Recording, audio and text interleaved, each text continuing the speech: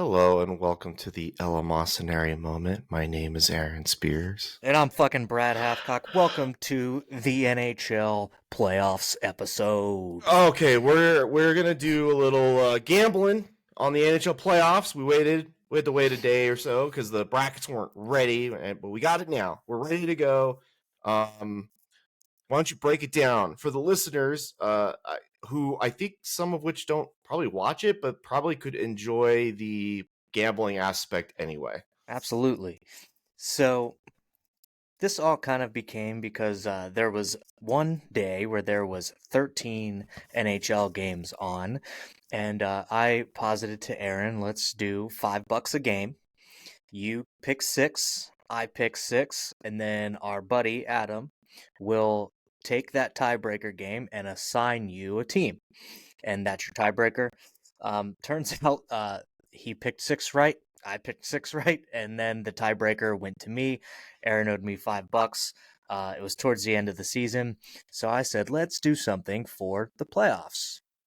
So what I posited to Aaron was a $10 per series, $5 per game differential, and $10 for sweep. So each series is potentially worth $40 if your team sweeps.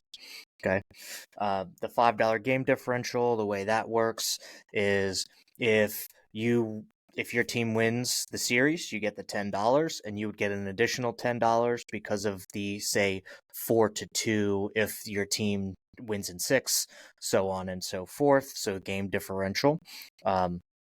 Keep in mind that there is a total of 7 games. So you would be guaranteed, if it goes to 7 games and you win, at least $5, in addition to 10 for winning the series.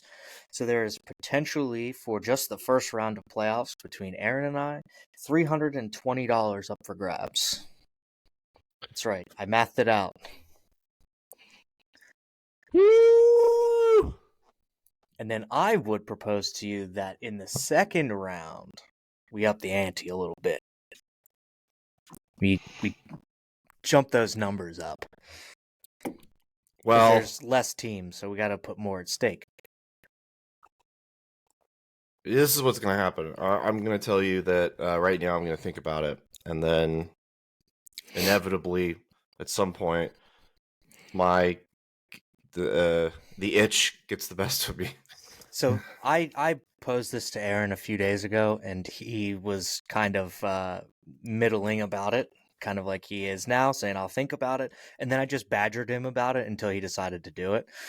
So I like betting on sports. I don't do it all the time, but when I do it with my friends, it's more fun. So before we get into making our picks, you may have heard that the Arizona Coyotes, who did not make the NHL playoffs, are moving to Utah. Um, Funny story about that, they may actually go without like a name, so they wouldn't be like the Utah Coyotes or the Utah Mormons, which I hope is the name eventually. They might spend a season without an actual like logo and name. Like the Washington Commanders, who were the Washington football team for like a Right. year or two. Yeah, pretty much. So it'd probably be the Utah hockey team or something stupid. Um, and I assume that they'll do some kind of like naming convention. Thing is that Yeah. this has like a 5-year window on it. So the owner of the, well, now former owner of the Coyotes, he's going to be paid $1 billion, which is more than enough to make him whole. And he has 5 years to basically put together an arena, in which case he would get the team back. So there's technically 33 NHL teams now as opposed to 32. They're just listing the Arizona Coyotes as inactive. So here's the weird part about that. Why does this guy want a team in Arizona so badly? Is it just because he has the land and he wants to put something on it? No, he doesn't have the land. He's trying to actually win the land. So there's an Uh, auction, I believe, that happens next week for land for him to basically put a new arena. Um, this has happened because essentially the state has said it will not forward funds to him to build an arena. They don't want that. So he would have to privately fund the whole thing, which I'm for that. It's not taxpayer dollars going towards, building an arena, but that is how it typically happens. They get some kind of tax incentive to build an arena, all this other stuff. So it'll be interesting to see how that works out, because within that 5-year span, they could essentially bring that team back. But they would have to go through an expansion draft and get a new team. They wouldn't be getting their old players back. They are in Utah permanently. So now they could ultimately expand to 34 teams and have Arizona back, and then somebody else would end up paying an expansion fee to get into the league. What a fucking mess. Yeah. Dude, apparently the NHL has an appetite for going up to 36 teams. I know that. I do know that because you introduced me to a podcast that goes into kind of deep dives of this shit, but I think we talked about it before. There are enough players in the hockey world Certainly. to get that many teams. Certainly. So the prevailing thought here is that it kind of elevates talent, right? Yeah, it does. You're starting sure. to see like younger and younger players come in, and they'll get more and more opportunities to play if they, expand the teams out and stuff. So ultimately, it's good for the players. It's good for the league, obviously, with revenue and everything else.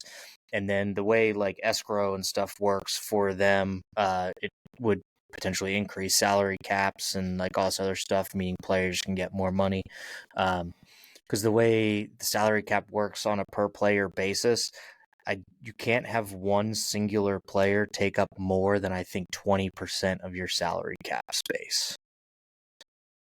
Okay. That's a lot. That's a lot. Okay. It is, yeah. Mind you, the salary cap I think is going to be somewhere around 90 million. I'm not sure exactly what it is offhand, but it'd be around 90 million a season for the cap max. So 20% of that is obviously what $18 million or some shit. We don't do math on this podcast. Yeah, we don't math on this pod. So nobody's been paid that much yet so far. Connor McDavid is the most, I think, at 12.5 million. But we'll see who ends up getting more than that. So far, no one.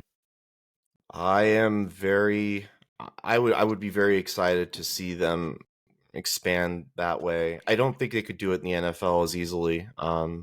But the NHL, sure. I don't see why not. Yeah, the cities that they're looking at, I think one was like Kansas City, one is Quebec City. They're talking about going back to Atlanta, even though it's like the third or fourth time that they would be in Atlanta. Toronto would get a second talked team, about maybe? putting a second team in Toronto, correct? So who knows? Who knows, man, what that looks like. I mean, I think there's places in California that could easily support another team too. But yeah, I mean, they already have 3, but 2 are within like 45 minutes of each other. yeah, And Anaheim and LA, they're real close. well, I think that all the teams, the current teams, are doing a really good job of fostering like what do you call it, youth hockey leagues. Mm-hmm. And so like Florida has suddenly become like this like a mecca for hockey, and so there's like a lot of that going on. Well, it's incumbent upon the teams themselves to do those kinds of things and build goodwill in their communities to expand the game. In Arizona, where hockey doesn't, people think it's not that popular. That's where Austin Matthews is from. He grew up watching the Coyotes. So for him, like, you need Arizona to get a player like that.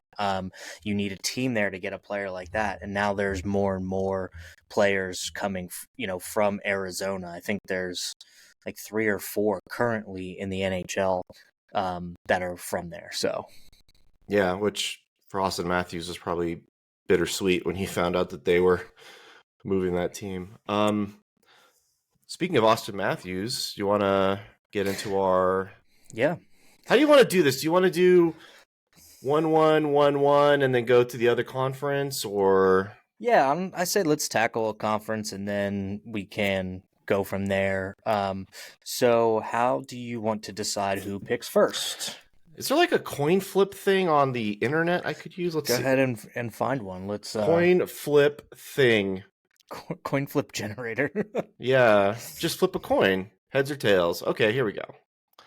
First thing that came up. So if I click flip the coin, tails, that was flip number 302 million. Wow. Okay. All right. Call it and then I'll flip. Okay. Heads. Okay, flipping heads it is. Nice. I could see it in the reflection of your glasses.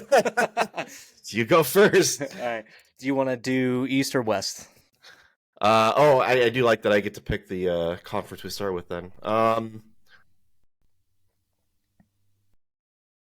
West. West. Okay. Then we should just take this top to bottom. Are you writing these down, by the way? Yes, I am. Sweet. So I'm looking at the bracket. And on the left, the first set of games we have here is the Dallas Stars versus the Vegas Golden Knights. Okay. I, for one, am really excited for this series. Vegas won the Stanley Cup last year. They've been salary cap manipulating the shit out of everything again. Some of their best players will be coming back for the playoffs. It's a miracle. Yeah, I don't think they played all their best players in their last game, which they ended up losing, which knocked them down in the bracket to an actual wild card 2 spot. So for this particular series, it is the division champions, which is the Dallas Stars, versus the wild card 2, which is the Vegas Golden Knights. So you're picking that one then? That's gonna be your first pick? That is the first series. I see it in front of me, but I mean, you're gonna pick any of the 4, right? Yeah. Okay. That's the first one. Gotcha. I figured we go top to bottom on that. Sounds good. It's up to you. So I'm going with Dallas. All year they have been one of the best offensive teams. But I do think that this is a good series. I don't think it's a runaway. And I'm gonna go 6 games.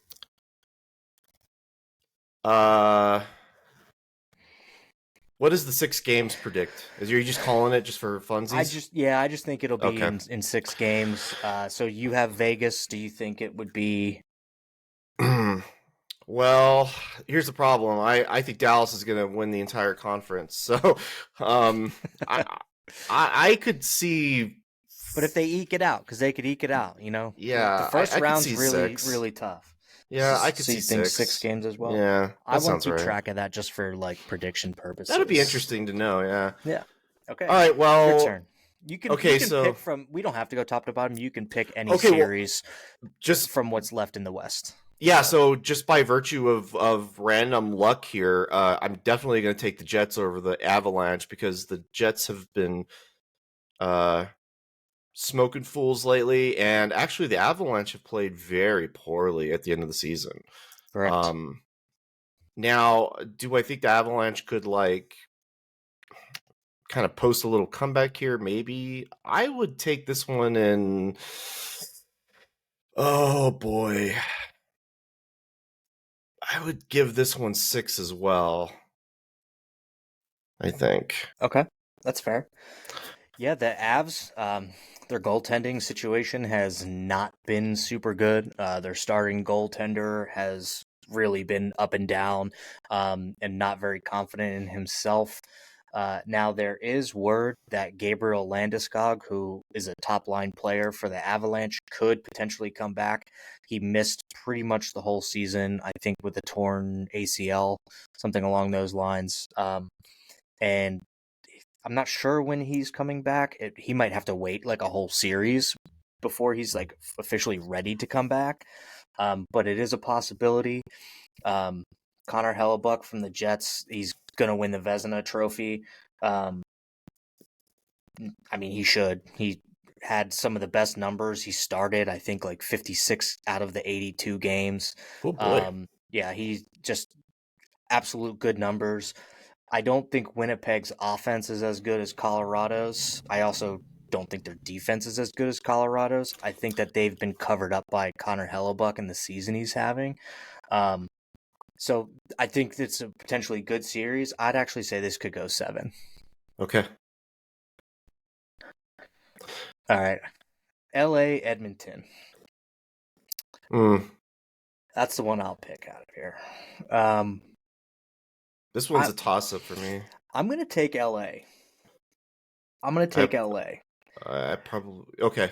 And I'm going to take it in 6 games. So you're going to get Edmonton. I do believe Edmonton can win this series. Me Clearly, too. you have 2 of the best players in the NHL on your team. Of course. But history sometimes repeats itself. Sometimes you have a team's number. In this case, LA eliminated Edmonton last season. LA got a little bit better offensively, defensively. Their goaltending is where it's kind of like up in the air. And Edmonton has stormed back this season. They look like a team on a mission, but they also were a very, very bottom-dwelling team early on in the season. They were having some goaltending issues. I don't know if that's going to change. Like, it's been obviously better since they're now the second-place team in the division, compared to LA as the third-place team. So you might get a gimme on this one, Maybe. because Edmonton could definitely really surprise and like just smash them. I think it's going to be determinant upon like games 1 and 2. If LA doesn't win either of those, I think they're fucked. It's over, yeah. Okay, so you said 6. I'm gonna give that one 7. I just think the Kings are, yeah, that's a toss up. All right, well, I get the last one. This one scares me. This is a tough one to call. That's why I'm leaving it to you.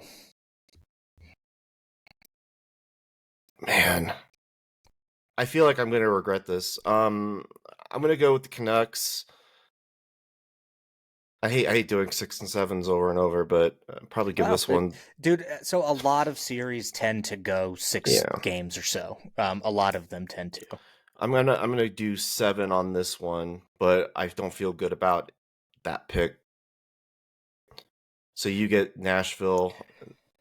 They could easily beat the Canucks on this one. It's just so hard, you know. I'll take 6 games for that. Nashville had a very rough start to the season. Nobody thought that they would be here. They're kind of a surprise team, but so is Vancouver. That's what makes this kind of odd. Vancouver was absolutely horrible last year. Not much has really changed from their team perspective, but Thatcher Demko is having a monster season, but he's been out and he is coming back for the playoffs. He was injured, so we'll see, because he was also up there for potential Vezina Trophy, being the best goalie. Vancouver's offense, 100%, I think, is better. I agree. 100%, I think they're better. They have multiple guys who I think hovered around the 100-point range for the season. But Nashville has some good veteran players on there. They have Roman Josi. I actually personally think that they win the goaltending battle with UC Saros being their starting goalie.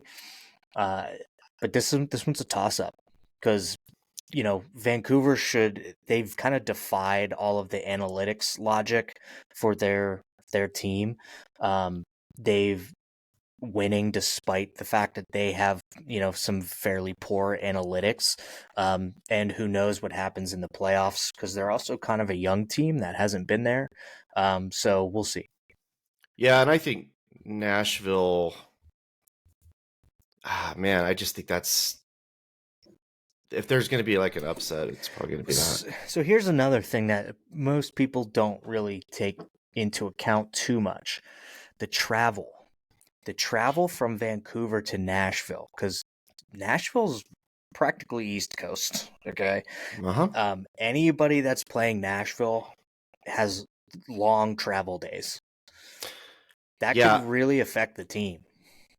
it could affect Nashville too. I'm glad you brought up the travel because it's going to come up big time in the on the East. But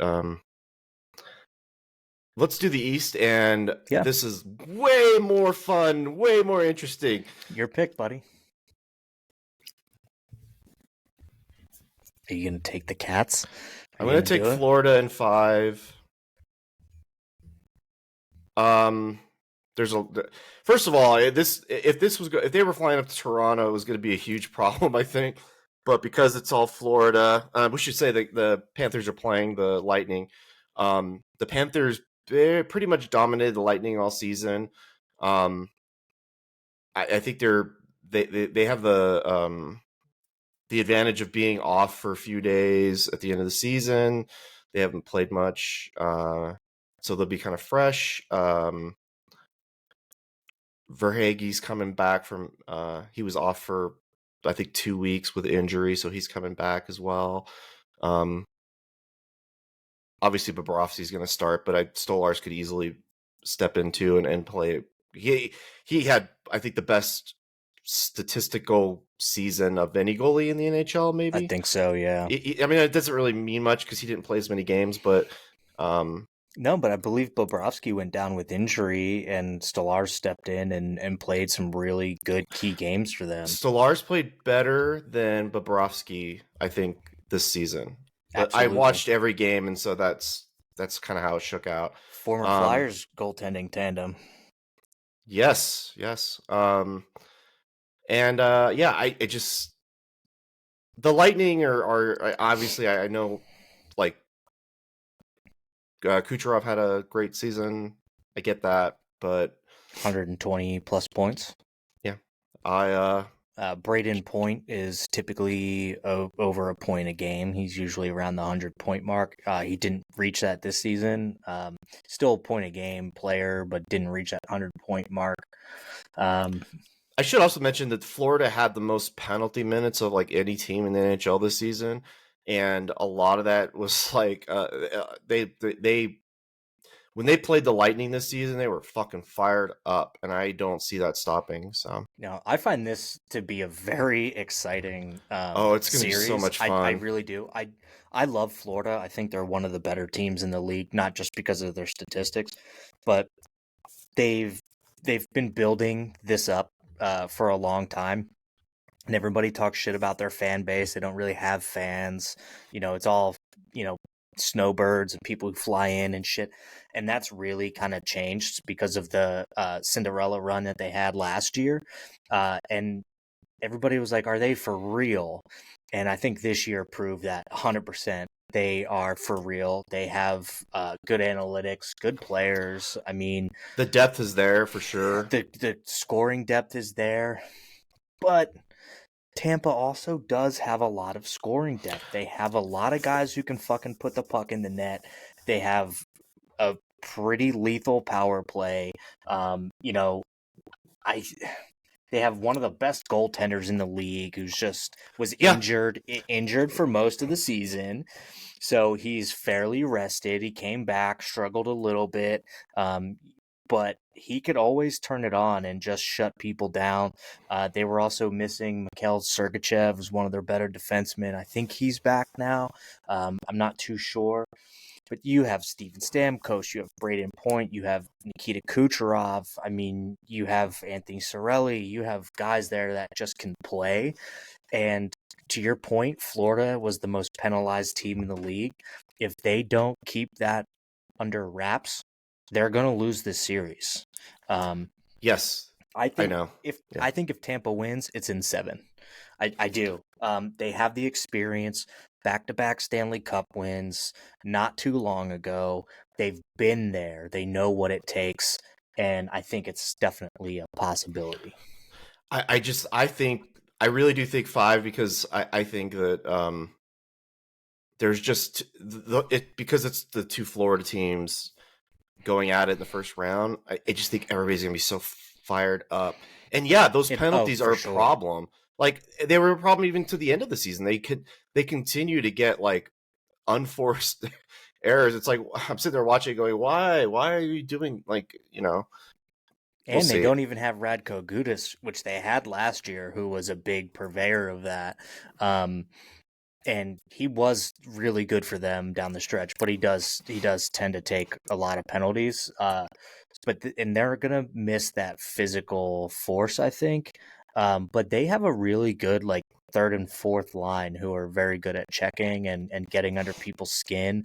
Um, I think it Florida has the better fourth line, I actually. I agree with you.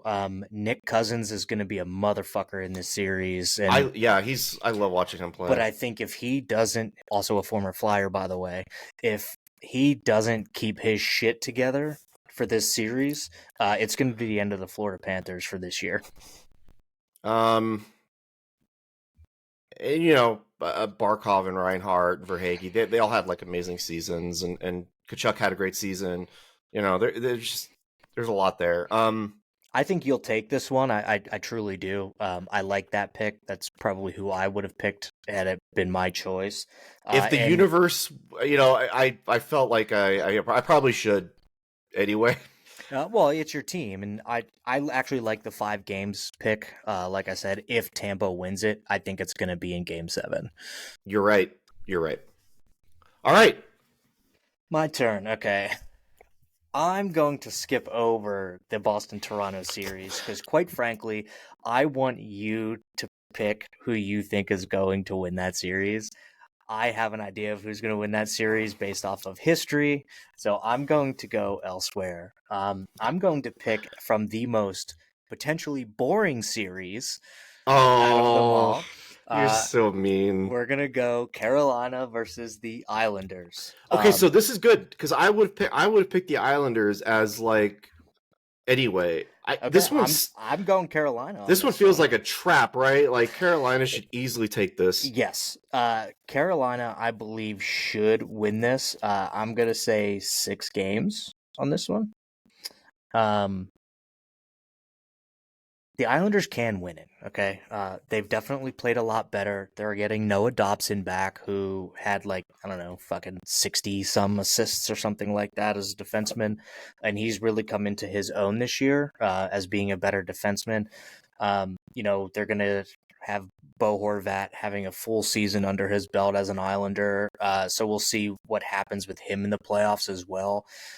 The problem is their scoring depth is lacking beyond Matt Barzal and Bo Horvat. They don't have a ton of offense. That's one of the reasons why they're one of the more boring teams. They play super structured game, but they have a really, really good goalie tandem.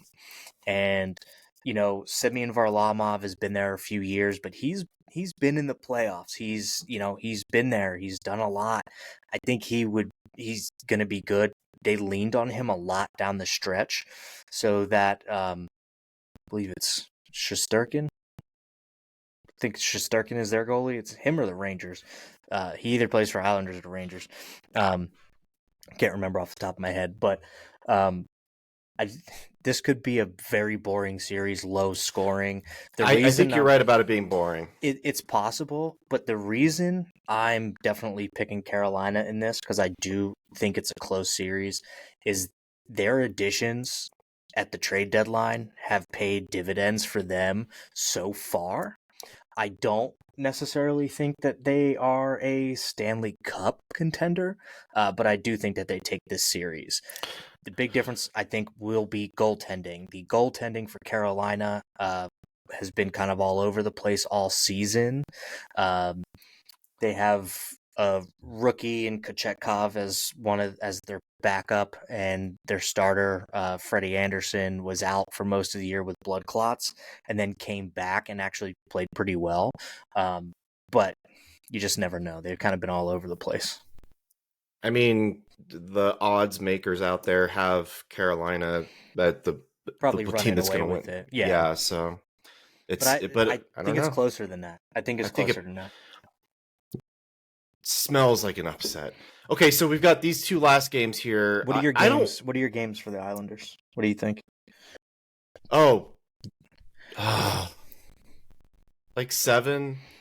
That's another one. I feel like if it goes to Game 7, the Islanders probably can take it.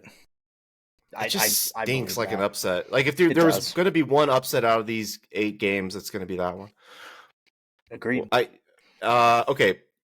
Now you can punt on Boston Toronto. I You want can to. you Yeah, I can plan punt to. on that and then take Rangers Washington. Yeah, I'm not. Well, I'm not. This is for money, dude. I'm taking the Rangers. Of course. The Capitals should not be there. Agreed. Like statistically, it's a miracle. Like what was their like plus minus or whatever on goals is like something crazy. Yeah, I think it's definitely the worst out of any team that's made the playoffs. They got outscored. It's crazy that they are there. And the Rangers had, believe it or not, the most games in franchise history for wins, and that they've been around forever. I just think this one's pretty easy. I'll give it. Fuck it. I'll give it 4. I think the Rangers can sweep this one. You think a sweep? Yeah. Okay, so you're pulling for that extra $10 off that series. There's gonna be one, I guess. I'm gonna go 6 games for the Caps. Okay. I think so. For me, Ovechkin had a really bad season, and But still ended up with 40 fucking goals. yes, He really down the stretch came on. I mean, I had him in fantasy this year, and I ended up getting rid of him in a salary cap league, and he hit out of the 8 offensive categories we had, would hit 6 consistently: hits, shots, goals, assists, power play goals, power plays, assists. He just, runs the gamut. So he was actually worth the $9.5 million off your salary cap. But I had to drop him because he wasn't scoring. He had 8 goals, I think, fucking halfway through the season, and then he turns it on and ends up, scoring 32 more goals down the stretch. So it's tough. I don't think they have the goaltending. They don't have the center depth. It's an uphill battle. I fully admit that it's an uphill battle. You're right. They just sucked. But John Carlson's healthy. I think Artemi Panarin hit 100 points. I think, did 120. So he had 120 points on the season. He finished strong. He very much finished strong. So have to give him some credit there where it's due. I have to give goaltending easily to the Rangers. I mean, yeah. Not that. Is that Shesterkin? See, now I'm trying to figure out which fucking one it is. Shesterkin plays for the Rangers, so it is the other one, Russian guy, that plays for the Islanders, who also doesn't look like he had a good year. So Shesterkin had a down year for himself, for sure. Still ended up with a .913 save percentage and a .258 goals against average. I think that looks like it might be all time. No, nope. That's this season. 4 shutouts. I mean, that's just pretty good. Yeah, that's just fucking way better. Way better than Charlie Lindgren, who looks like he'll be the starter with the .911 save percentage and a .267. So it's actually a little bit closer than I thought it would be. He also had 6 shutouts.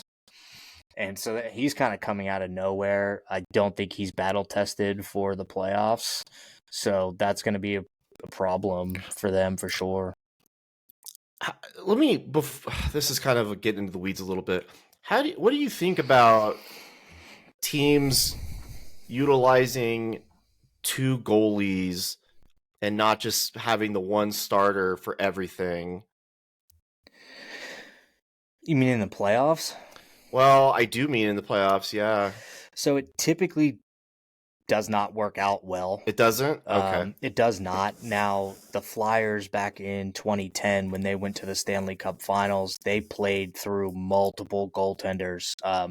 At one point, Michael Leighton and Brian Boucher were both injured. And Michael Leighton had come out of nowhere and was like a AHL-only kind of goalie and just had this incredible season. They ended up being, I think, 7th or 8th seed in the East. and managed to, make it to the Stanley Cup final and lose to Chicago. We might see on this next team this next thing we're gonna talk about with Boston, Jeremy Swayman and Linus Ullmark. They, in terms of the top goalies for this season, were numbers 8 and 10. So that's it's good to have. Like, that's definitely good to have. For sure. So I don't know, man. I think that could be an interesting question for them because they've been kind of deploying both goalies all season, and you don't want one to get tired. And they've obviously had like very similar numbers or performances. Like, a few of these teams have two good goalies. Yeah, Varlamov played very well down the stretch, so he has potential to, at least start some games. Stuart Skinner for Edmonton has the opportunity to, probably split some time maybe as well because his counterpart Calvin Pickard has played really well to get them there. Ilya Sorokin for the Islanders doesn't have great numbers this season, so we could see more Varlamov. I think that out of any time this year could be that year where you experience some dual goalie, games and shit. So we'll see. I don't know. That's interesting. All right. Well, we'll get back out of the weeds now into the final game, and this is probably the hardest one of the 8 to pick, I think. I'm taking Boston. Okay. I'm giving you Toronto because you took Florida as a gimme. So I'm gonna take Boston, but I'm gonna say it's in 7 games because I'm gonna say it's in 7 games too. Also, worth noting that the Maple Leafs have like a shit power play, so that's gonna be a problem. Yeah, but you have Austin Matthews, who I don't think he ended up scoring 70. Checking that now. So I don't think he ended up scoring 70 goals. He didn't get it against the Cats. Got 69 goals for the season, but they sure as hell tried to get him to 70s though. Yeah, that's a lot of fucking goals, man.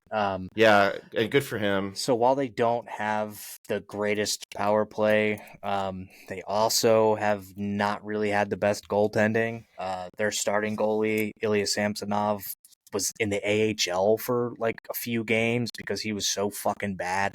He passed through waivers, nobody would pick him up, and he kind of like, went down there, played some games, came back up and played fairly well down the stretch. Joseph Woll was supposed to be their starter. He's young, he's a rookie. He played some games last year, I believe, in the playoffs, was their better goalie, but he was injured with a high ankle sprain for most of this season, the last like few months, and he just started coming back and was like up and down in his play. So goaltending wise, it absolutely unequivocally has to go to Boston. And Pasternak, I kind of got like a crash course hockey season, right? Like I had to like learn everything as quickly as possible. Pasternak's probably like the most beautiful player I've watched all season. Like, he's so good. Right, but that being said, Austin Matthews had 69 goals to Pasternak's 47. Yeah, I know the scoring. There's an imbalance there for sure. There's definitely an imbalance. I think offensively, Toronto is definitely a better team. Toronto is limping into, well, Boston kind of is too. Well, yeah, I don't know. I just thought this was the hardest one. I think it's definitely the hardest one. I look at this from a history standpoint. Toronto has a huge history of getting knocked out in the first round. Last year was the first time they made it past the first round. And then fucking utter collapse. And these two teams specifically have a history of playing against each other. I think this is actually going to be a very tough and rough series. I think it's going to be brutal on both of them, yeah. It is. Boston does not have good center depth at all, I must say, where Toronto does. But Toronto has their own issues with defense, with goaltending, and a lack of power play scoring. You're not getting that from fucking Boston. Okay, Pasternak's going to score some fucking goals. He's going to do it on the power play. Marchand is going to get under the skin of the Toronto Maple Leafs like he's done so many times before. He's going to be licking people. He's going to be kicking people. He's just going to start running roughshod over these idiots. And then who knows, maybe they shut Matthews down. But then you still have to worry about William Nylander, who's having, I think, the best season of his career this year. Just signed like a new mega deal. You have Mitch Marner. Like you have all these guys who can do it.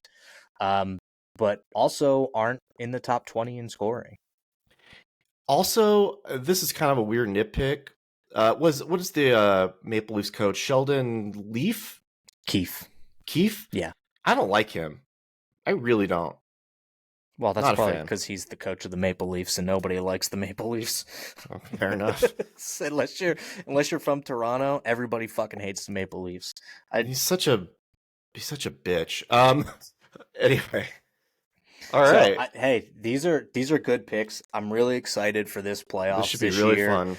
So this is your first full NHL season that you've experienced, and I believe you said you have not missed a Cats game, right? I watched all 82 games, including the one in person that would have been blacked out probably or some shit.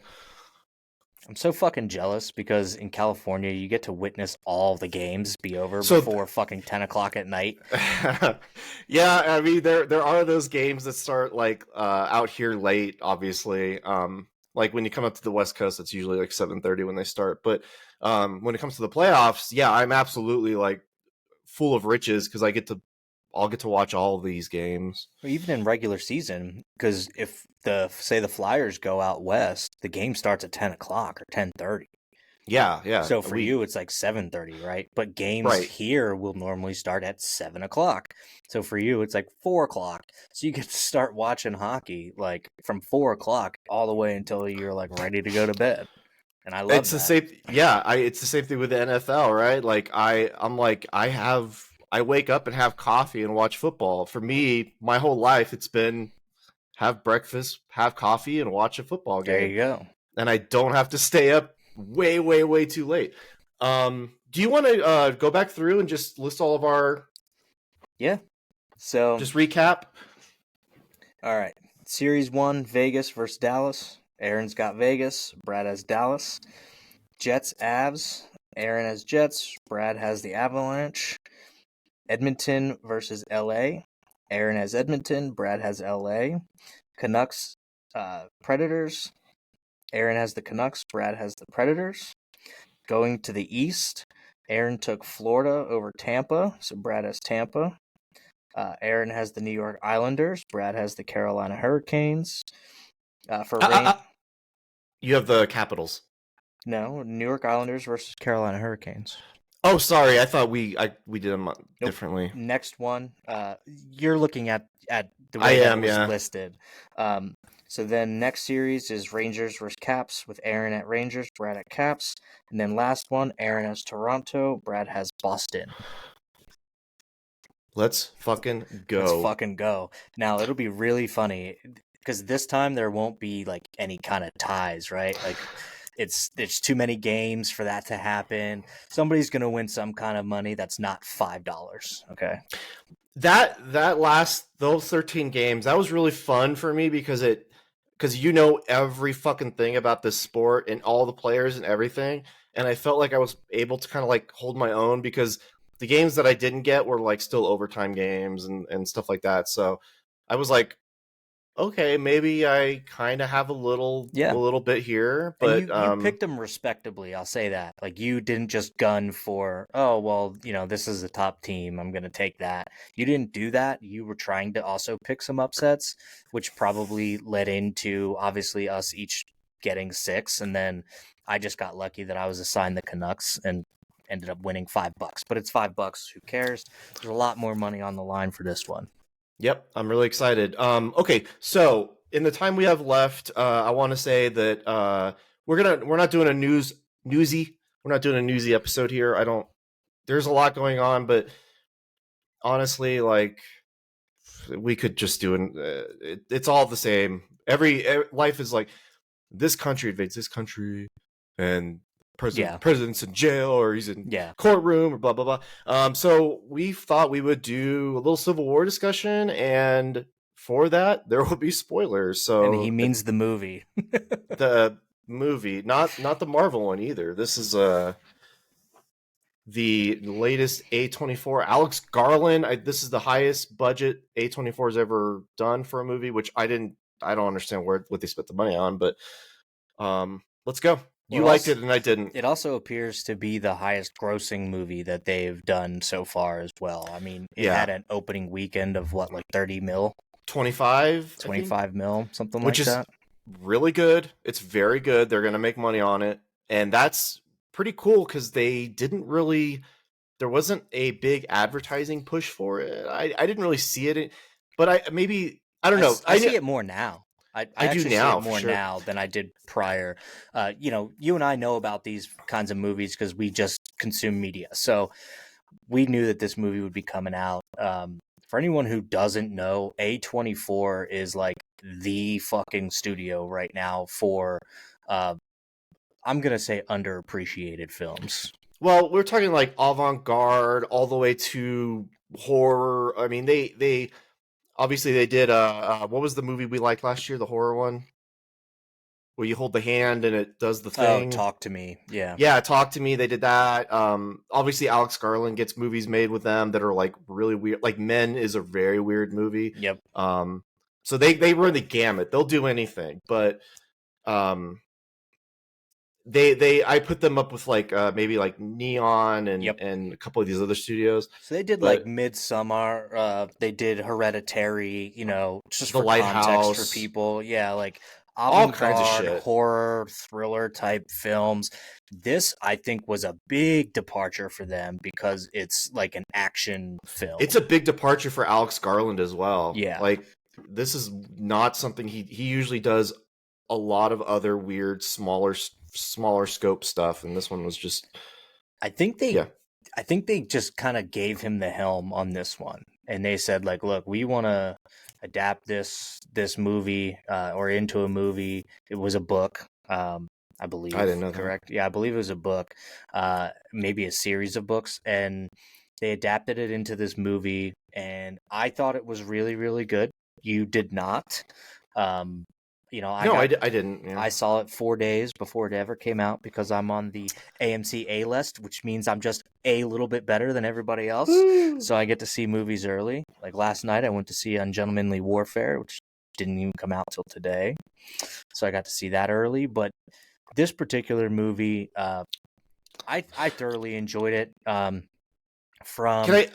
ready to rip it to shreds, so go ahead and just get it out. So starting from pretty much the opening scene, not even just like the Nick Offerman part, but like just after that, when Kirsten Dunst is down by a protest in New York City, and this motherfucker comes running through with an American flag, and it basically was pretty good. A la Akbar's a group of people who are fighting. It looked like for food, like they were kind of protesting. I think maybe they were going after like a food truck because everything is a little bit dystopian, right? So it seems like certain states at least are like without power. Every state has like its own warscape going on, and the landscape of these states is changing due to the civil war that's currently going on.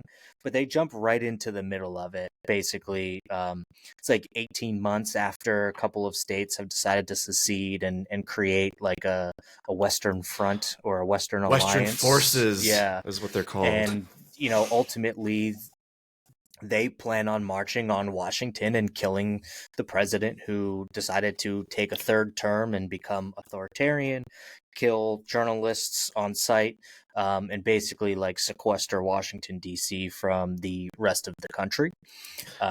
And by this point, the movie is basically saying like the Western forces are going to win the war. It's a guaranteed thing. So, which I thought was really interesting. It wasn't like, I don't know. It's like, no, he's fucked. Right. Yeah. It was like a pretty much, or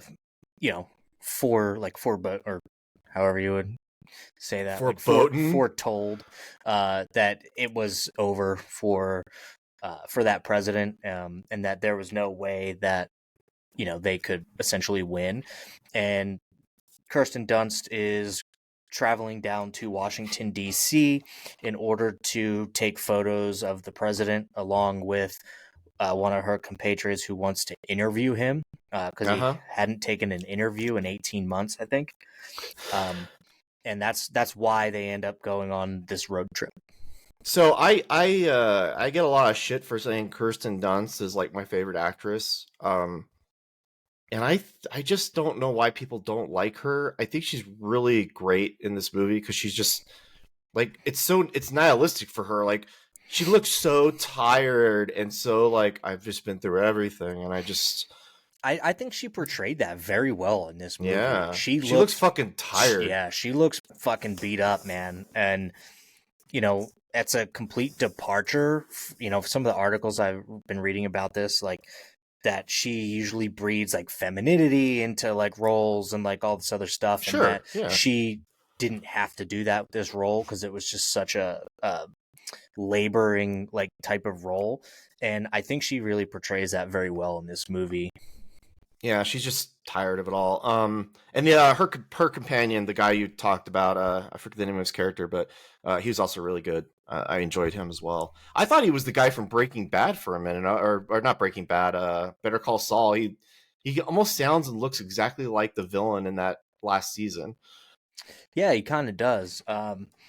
But he's not the same. I checked. No, I'm not sure what other movies he's in, but he does look familiar. He's been in a lot of Spanish movies, not There you Spanish, go. Mexican movies. So we probably haven't seen much of him. I thought he was really, really good. He was in great. This. Yeah. So they start off with the whole basically jihad explosion, which kicked everything off, and That was pretty cool. dude, in IMAX, it was fucking loud. Like, So can I complain about the sound though? You mentioned the sound was great. There's so little of it. I don't know if you had the same interpretation I did. There's a lot of slow, quiet moments in this movie. I didn't expect that. You guys made it sound like it was like nonstop, crazy shit going on, and it really wasn't. so I did say right off the bat, I said it was a little less than what I expected. Oh, okay. I did say that right off the bat. I expected a nonstop grind of just like action, right? Because this movie said it's the best action sequences ever put on film. I have to disagree with that assertion. I've seen a fuckload of movies, and that is not the best action I've ever seen on film. Not even close. It doesn't even hold a candle to Saving Private Ryan. I mean, that's some of the best action put on film for sure. They did a lot in that movie. This movie, it was just different. I thought that the acting was generally pretty good. The young girl, she's actually been in like a few things. I had one thing in mind, but it's kind of escaping me right now. But I think it was like a horror movie.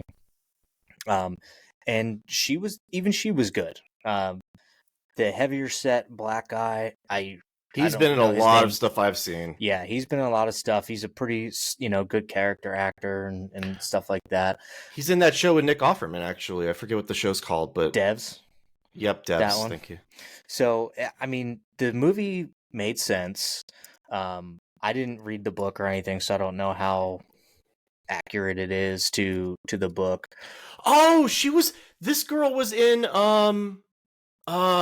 she played Priscilla Presley in Priscilla. Yes, that was it. Yes. Yeah. Oh my God, she was great in that. She was. I think she's a pretty good young actress. I thought she did really well in this role, and I thought they did a pretty good job of ratcheting up the intensity. So the closer they got to DC. Yeah. To your point with the sound, you're right. The sound was a little all over the place. But I think might have been the effect, because you went from this like quiet, kind of like reserved part to where they're having combat. And what it seems like to me is that he jacked up the sound of the combat, and maybe that was the point. was to Sure. make you kind of feel like you're in it, and kind of hearing what they're hearing. And so it goes from these like low mumbling, sound waves to these like crushing, noises. And my wife, she was like, it was so loud. But Yeah, I could see that. they kind of juxtaposed uh these like loud sounds with very like muffled, quiet photos, because the whole thing's based on photojournalism of war, basically. And you would, all these gunshots are going off around you, and she takes a picture and they show that picture, and it's in like complete silence, and then it goes back to being loud because it's like, okay, we did the picture thing and now it's back into the war part. So I think that might have been part of why you maybe didn't like the sound. I no, I didn't. I actually didn't mind that. I Okay. didn't mind the sound at all. I just, you guys, I just thought that it was a more methodical movie than what I was expecting. I wasn't prepared for it to be that way. Okay, can I shit on this movie? Well, how did you, I just want to ask, how did you like the storytelling, like of them taking these photos and quieting everything down and making it okay? Well, like I they're thought it was brilliant. It's a yeah, great idea, right? It's like, okay, we've never had a movie about a photojournalist quite this way. There is movies like, I think, The Killing Fields with James Woods. I think I'm that could be wrong. I'm just pulling. You know, I think that movie probably did it better, but it's an older movie. No, I thought it was cool because you could put this in any storyline or any context. It could be Rwanda. It could be, you could you could do Taiwan, or like, photojournalists in Taiwan. But so it could be any story, but it's Civil War, so it's them going to DC, and that's the sort of the basis of the movie, and I thought that was kind of neat. so It's now not That's not my problem with the movie. so what is your problem with the movie? I Okay, first invite of you to all, shit on the movie.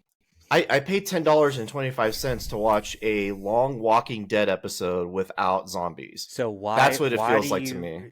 do you say that because of the landscape in which they were working in Uh, was very that Walking Dead-esque, with cars it blocking was. highways, things like that? Yeah, it was, but it was also like, we're gonna go to the car wash, and there's some bad stuff there, and then we're gonna go to the crashed helicopter, and why don't you take a picture of the helicopter? And I'm like, the whole movie, I thought that younger girl could not be in there at all, and it would have been better. Same with the older guy. If I repeat some of the stuff I texted you, forgive me, but you take those two characters out, and I think the movie's like actually way more interesting because those two characters are only there to cause shenanigans, Right. and I don't like that. I agree. It's an excuse for shenanigans, and it makes me feel like I'm being like bamboozled because it's like, oh, we're gonna have this. Kirsten Dunst is gonna have her moment, but she's only gonna have it because she has to like let the girl take the picture of the fucking helicopter and the JC Penney, and then you've got that scene, and this is the worst part of the movie: the two cars racing each other, and they swap driver. They jump across the road or whatever. What the fuck was that all about? Right. Like, why is that even in there? Right. It, I agree with that part. I feel like that was just wasted film. Like it it's served like no real purpose it's a other than to very set sober up movie. like the next other than to Yes, set up the next part, which a lot of people loved that scene, the one with Jesse Plemons. it is the best scene in the movie, I And think. he stole the show basically, like just in that scene. And I don't disagree, but he has a tendency to fucking do that in everything that he's in. I Um, know, I know. and I don't know. I thought that they did a good job with that. But in my opinion, you shitting on it kind of being like a Walking Dead thing. If there's war raging, people are gonna leave those areas. So I it's get not it. gonna be like a super populous thing. And when they stopped to take the picture of the helicopter, I think that was shot in Plymouth Meeting, where I'm from. I'm like 10 minutes from there. Oh, I yeah. grew up like 10 minutes from there. I don't live there now, but I recognize that area. I'm like, I'm pretty sure that's Plymouth Meeting, and with where they were driving to, like they were heading towards Pittsburgh from New York, that actually makes sense because they were probably trying to get on like the turnpike basically to get across the state. I don't question the locations at all. I think that's actually like, I think that's fine. I just mean that in a Walking Dead episode, you go from place to place to place to place, and there's like a thing happening at each of them. It's kind Sure. of like a video game, Sure. and that's kind of what this movie does. It's So if you go to the super stadium, linear. It's it super is. linear. That's the story they're trying to tell, right? But it's like, okay, so you go to the stadium, and then there's all these like tents and stuff, and then it's like, we're gonna stay here for the night, and there's that, do we want to go to the combat that they're seeing at night? And they're like, well, we'll go tomorrow. But okay, so the two cars thing is really silly, and the movie's so sober about everything, and then all of a sudden there's just this scene where like we're gonna jump across the road with two cars driving fast, and it's like, it doesn't fit into the movie at all, because you're all like really sober people going through a tragic, and it's, if you want to be silly, fine, but that's not the way to do it. And so the Jesse Plemons thing was cool because you get introduced to these fucking characters that I hated from the second they got on screen, and then he shoots and kills them, and I'm like, good, moving on. And also the Fair. part where like Fair. that guy, the old man, drives the car, and I'm like, come on, man. Like, first of all, I get that the old man was like, we shouldn't do this, and they're like, well, we're gonna do it anyway, and it's like, okay, well, that's pretty remarkable that you just told this girl, like, I will leave you if you're gonna get killed, and now it's like, oh, we gotta go save the little girl who's like the, I called her Sesame Street photographer or whatever. So he kills those guys and gets shot or whatever, and that's whatever, and then there's this scene that took me out of the movie, and it's the scene where they're at the army staging area before they're going into DC. And the guy, her colleague, throughout the whole movie, he's like this badass. Right after the gunfight, he's joking around with the guy that they were following through the building when they were clearing it, and he's just like laughing, and you're like, wow, this guy, like, he can take some shit, And then they're at the staging area, and he's like screaming and losing his shit. And I'm like, which is it? Is this guy like the battle worn guy with nerves of steel who could take anything and laugh about it, or is he that guy who's like freaking out and losing it and snaps? What is it gonna? And so it's a weird moment. I agree and disagree with you, and here's exactly why, because I know exactly what you're talking about. I think in that moment they were trying to show, because the heavier set older black guy dies from being shot, and he was a mentor to him and Kirsten Dunst. And so basically their whole careers, they worked with him or took advice from him and stuff like that. So him dying was more like a mentor dying kind of thing. So he took that very personally. But then at the end, again, full spoilers here, when Kirsten Dunst dies, he goes and like picks up the young girl and is like, you got to take the photos. And he's not like freaking out that she's dead. But is it because they took down the president and he wants to get his thing and then he'll fucking freak out? You never get to experience his reaction to her death, and they were like best friends. So here's where I think I went back and forth on this, and I'm not clear on it at all. Is he in that one scene freaking out because their mentor got killed, or is he freaking out because he just found out that he's not going to be able to get the interview from those two army journalists? That's fair. I'm not sure which you it never is. know, because he did start freaking out where he was like, it's over. They're heading to DC now. We're not going to get it. We thought we had a couple more days, but they're going now, and we aren't going to get it. So that's why they ended up catching up with them in DC, and which started off what I will say is some of the best action out of that whole fucking movie. Oh, it's cool. That gunship comes in and yeah, it's cool, man. Fucking people down. I mean, I'm a sucker for it. I get it. I know. Yeah, when they're clearing out the White House, you're like, holy shit! Like, I'm gonna assume this was like a set, right? Okay, so they filmed, but did they film a lot of that stuff on the outside of the White House?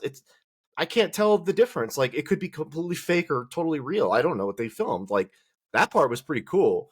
I get nitpicky about this shit. So we're told that like DC is like completely surrounded, but DC has electricity still, and there's office buildings near the White House that they're trying to clear those streets. all the buildings have their lights on, and I'm like, again, I'm like, is that would there be lights on there? I don't know. Yeah. I I mean, think you're shit right like that. about Just that. I'm like, I get kind of like nitpicky about that stuff. Which Mostly because I expect that to be in like the new Godzilla movie where it doesn't make any sense. But with Alex Garland, you're like, okay, well, he's obviously thought about this. So like, why is there electricity in these empty buildings? And I know why, because you can't just have like a movie with like the lights off. But right. it doesn't make any sense to me. But I will say like them clearing the White House and shit was like pretty cool. Like Yeah. it was neat. I thought some of the action scenes were really good. The scenes with the snipers, that was like one thing that they kept showing in the trailer that was not as interesting as you thought it was going to be. It introduced a little, because that was like probably It was right in the levity. middle of the movie, and Yeah, it broke it up. it introduced this like levity to it, which I thought was interesting. That's the better way to do it, not that car chase thing. Right. That's the better way to do it because it is like, I mean, that's like a Walking Dead thing too. Obviously, like, okay, we stumbled upon this random event where there's like this winter wonderland in the middle of nowhere, Right? But I like that it's not explained at all, like who they're trying to kill or who's trying to kill them. It's just like, what the fuck, you know? Well, and that was, part of the whole levity thing is, I think it was his name, Joe or Joel. I think it was one of the two. And the Spanish guy, and he was like, well, who are you fighting for? Joel. Yeah, and Joel's like, who are you fighting for? Like, you don't know which side you're fighting for? And the guy looks at him and goes, someone's trying to kill us, we're trying to kill them. And that is it. Like, he just like, lets it go. And he's like, oh, we're from the press. And the guy's like, that would explain why it's written on the side of your van. And just like, he fucked with him a little bit while he's in this like really tense situation. I thought was really interesting. And the end, by the way, the best line was when he said like, I have some good news. And you're like, oh, that's clever. It was clever. Yeah, I really liked the movie. I see where you're coming from with your dislikes about it. I don't tend to bog myself down with those minor, in my opinion, minor details. I don't either. Everybody does it, right? Like a lot of these movies throw in these characters to manufacture fucking dumb shit. It's like a trope in every fucking movie. You know what? You could have given me. You could have taken out the old man, and I'll keep Sesame Street for Journo. I don't care. I guess I just didn't need. I could watch a movie with Joel and Lee by themselves. Yeah, and it would have been like, because they're great, right? And they're so good, and I don't need. You could do the sniper scene with just those two, and it'd be great. But the whole thing, I think, what they were going for, the old man kind of. I think you could definitely do it without the old man, but you have to have the Sesame Street girl in there because the movie kind of displayed her hardening as like an individual versus Lee's softening as an individual, because when they were attacking Washington, she was like very like incapable of taking the pictures, whereas what was her name? Lee? No, Lee was Kirsten Dunst. Jessie. She was taking all of the pictures and getting out there like when gunfire's coming and taking the pictures and stuff like that, which ultimately leads to the death of Lee, which I think they used just as like that launching point where it's like, okay, now the next generation is like here for, this type of photojournalism or whatever. Because remember the conversation where she's like, if I died, would you take photographs of me? And she's like, yes.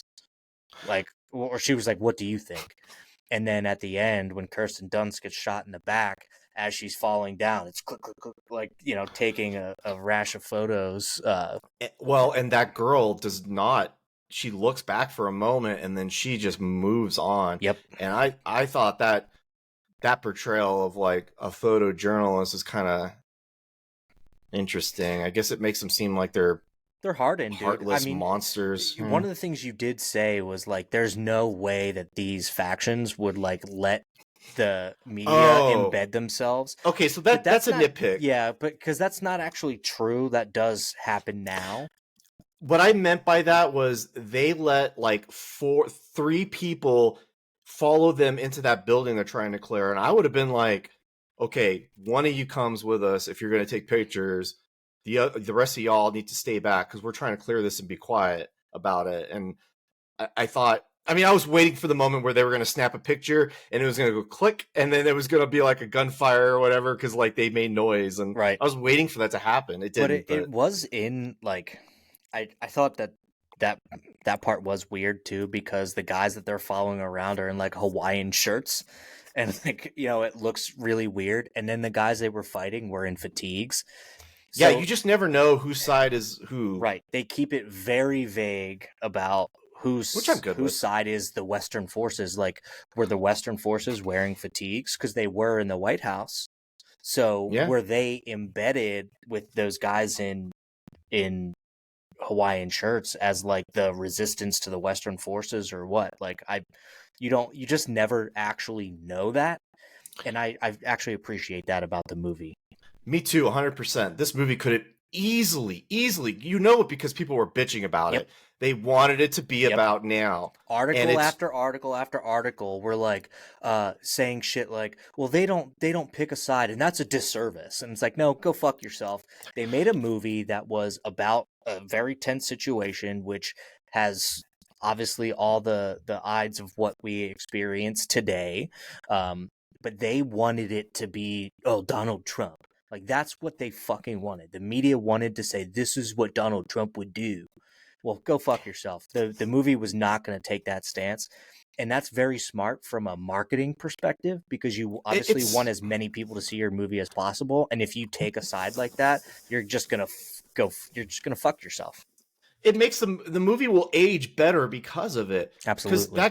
Because once Trump dies, then what? That's why Spike Lee's movies are so frustrating to me because he makes like a 50% good movie, but then he plugs in every single political thing going on right now. And those movies that he has made are going to age like fucking piss because they don't make any sense like 10 years from now. They only make sense now because he's like, this movie, like Black Klansman, for example, I think at the end of that movie he plugs in like Charlottesville or something, right? Yeah.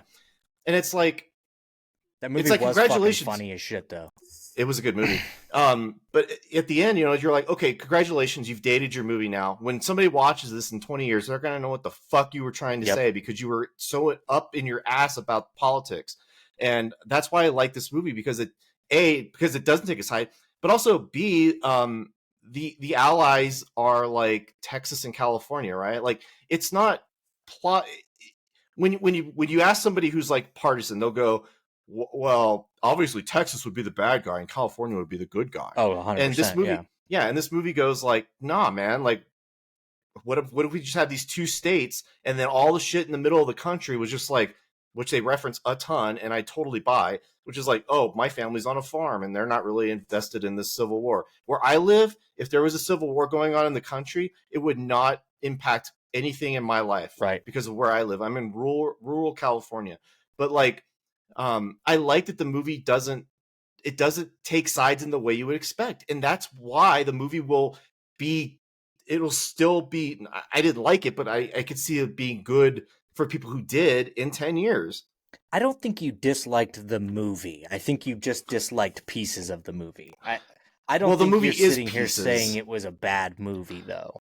The No, I don't, I'm not saying it's a bad movie. I'm just saying the movie is pieces. So if I don't like pieces of the movie, that's what the movies is. It's like a compilation of all these different events, like a Walking Dead episode. And so if I don't like the events or the storytelling or the characters in those moments, then it's hard for me to like. Hey, But Walking Dead had a long run, buddy. I know, and you know what? There's 18 different Walking Dead shows. I could see a Civil War 2 where it's told from the perspective of like the West, which I think would be really interesting, Yeah. like out in the desert and shit, And that's where why like we would have to look to see. I'm pretty sure it was a book, and I don't know if it was like a series of books or like two books that it was based on. So maybe we could see another Civil War. We all know what happens when a movie studio fucking knocks it out of the park. Like, statistically speaking, they seem to have Talk to Me done will with get a this. sequel. Right. And Yeah. they are going to actually make a Talk to Me sequel. Yeah. Um, And it just so happens when you knock something out of the park like that, you get a sequel. I mean, it's like automatically greenlit when that happens. So Yeah. Okay. we fucking did it, buddy. We talked about the movie. We did the NHL thing. I don't have anything to add to Civil War. And we largely kept politics out of it. Obviously, there's politics involved in the movie, but it's like a minor, very minor extent.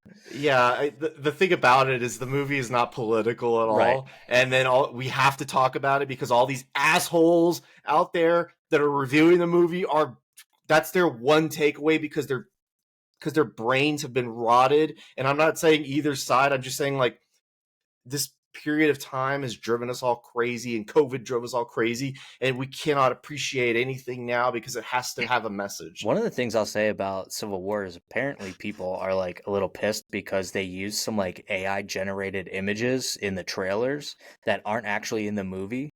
So people are wondering like, well, what the fuck? Like I'm watching a trailer that has nothing to do with the movie, basically. And it's like, you're just nitpicking. Yeah. Nitpicking. Okay. Do you have anything else you want to chat about, or are we good? I think we're good, man. We did an hour 15, hour 16 now. I was thinking this would be a 40-minute episode. No, we do it big. All right. Well, in that case, have a good weekend. I will get this uploaded, and I'm gonna go hit some golf balls, I think. Nice. Catch you later, All buddy. right, see ya. Peace.